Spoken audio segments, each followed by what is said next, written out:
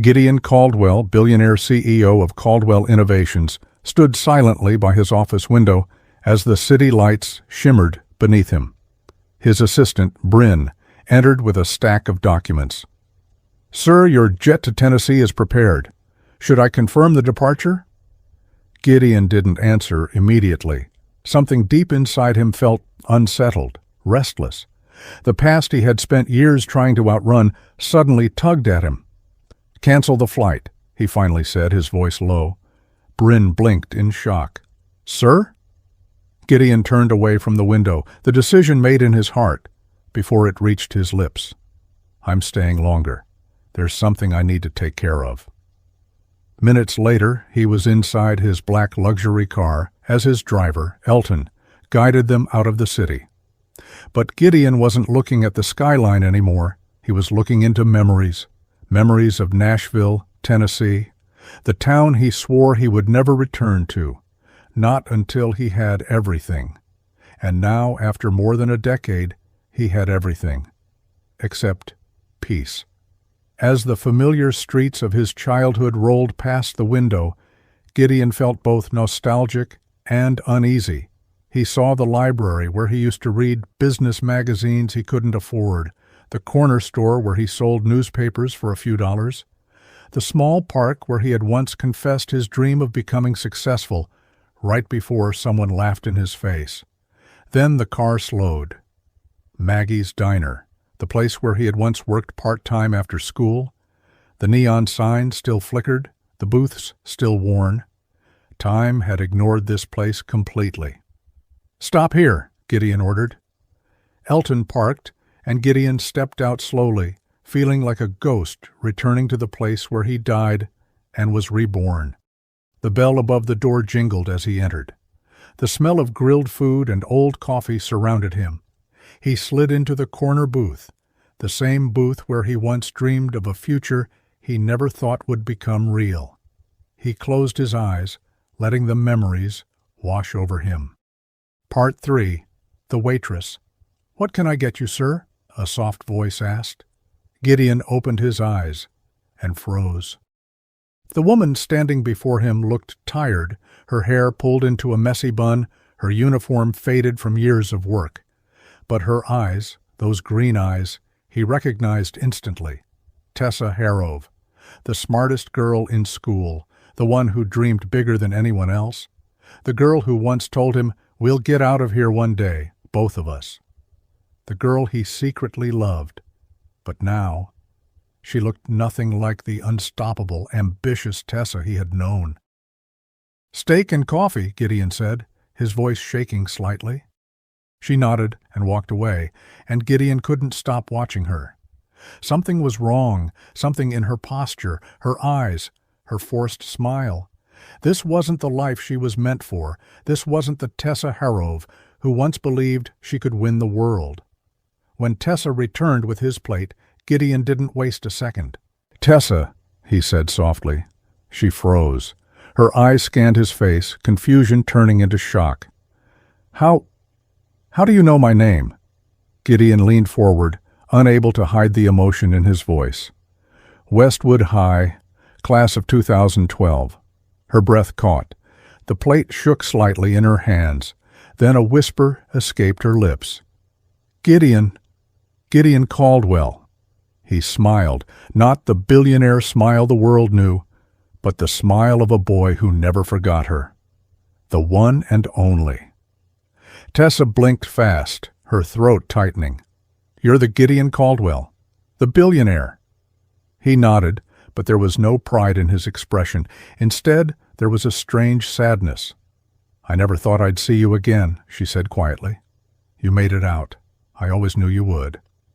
Gideon looked at her uniform, her tired eyes, the exhaustion she tried to hide. "You were supposed to make it too," he said softly. "What happened, Tessa?" Tessa looked away, her fingers gripping the edge of the table as if steadying herself. "Life happened," she whispered. "I had plans. I had offers. I was ready to leave this place forever." She swallowed hard, forcing a shaky smile. "But sometimes life takes from you faster Then you can hold on. Gideon watched her carefully. Tessa, what happened? She sighed, the kind of sigh that carried years of pain. My mom got sick. My scholarships were tied to full attendance, and I missed too many classes to take care of her. The bills, they piled up, I dropped out. Then she passed away. After that, her voice broke. This diner was the only place that would hire me. Gideon's heart twisted. The girl who once dreamed of becoming an engineer now served coffee in a small, forgotten town. And the coding? He asked suddenly. She looked startled. You remembered that? You were the best in our school, Gideon said softly. You taught me half of what I know. Tessa gave a sad smile. Dreams don't pay bills, Gideon. But he leaned forward, determination burning in his eyes. Maybe they didn't before, but they will now.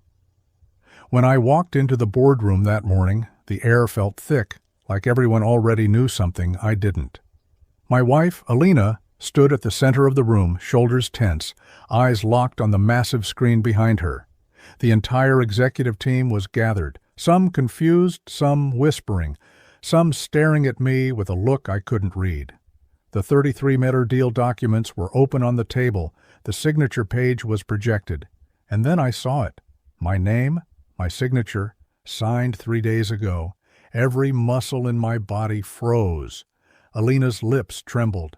You signed it? She whispered, voice shaking. How? You weren't even in the country. I swallowed hard. I didn't sign anything, I said slowly. I've never even seen this contract. Gasps filled the room. The CFO stepped forward, face pale. Sir, the signature came from your secure token, the one only you have. My heart dropped. Someone had used my identity, my seal, my digital access. Alina's hands began trembling uncontrollably. Who did this? Who wanted me out so badly they used your signature to sabotage the deal? Just then, the door opened. The room fell silent. And in walked David, my wife's business partner for the past 4 years. The same man who once said, a man who earns less shouldn't interfere in business decisions. He looked straight at Alina.